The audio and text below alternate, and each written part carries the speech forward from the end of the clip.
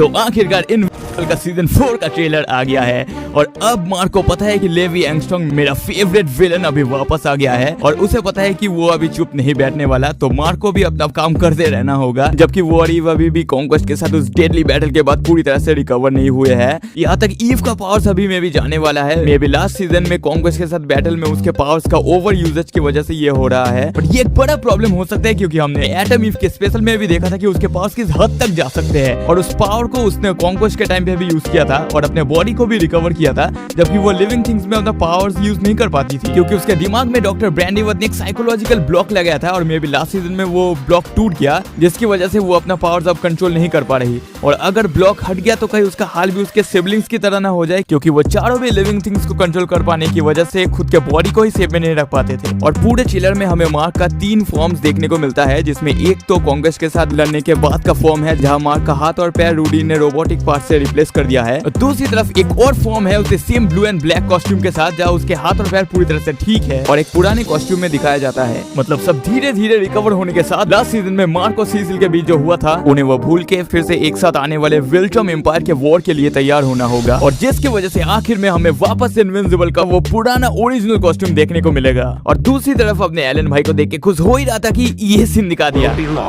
But जो भी हो इससे पहले भी उसका इससे भी बहुत ज्यादा बुरा हाल हुआ था और हमें ये भी पता है कि एलन का बॉडी हर एक बैटल के बाद पहले से और भी ज्यादा स्ट्रॉन्ग हो जाता है। और नोलन ने बुक्स में विल्ट्रमाइट्स के कमजोरी के बारे में जिन स्पेस कैट्स और बाकी लोगों के बारे में लिखा था उनमें से एक को भी एक सीन में दिखाया जाता है। और अगर सोचे तो बैटल बीस्ट भी तो एक स्पेस कैट ही है ना। तो अब विल्ट्रम एम्पायर के साथ जो वॉर स्टार्ट होने वाला है उसमें अपना भाई एलन द एलियन, ओमनी-मैन और थेरस भी होंगे जो खुद एक विल्ट्रमाइट है। और मुझे तो बैटल बीस्ट और इस कैरेक्टर को देखने में ज्यादा मजा आएगा क्योंकि इन दोनों ने इससे पहले एक विल्ट्रमाइट को हराया है। जब हैंगसम सारे मार्क्स के साथ आया था तब इसने एक मार्क को भी हरा दिया था और बैटल बीस्ट ने भी स्पेस में एक बेचारे विल्ट्रमाइट को गंदी तरह से शिकार किया था। और यहाँ तक सीजन 1 में उसने ऑलमोस्ट मार्क को भी टपका ही दिया था, बस रेक्स ने बचा लिया था। हाँ, racks.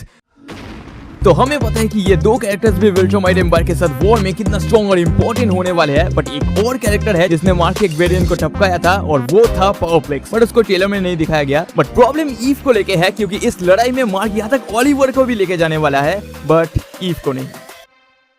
My name is Optimus Prime.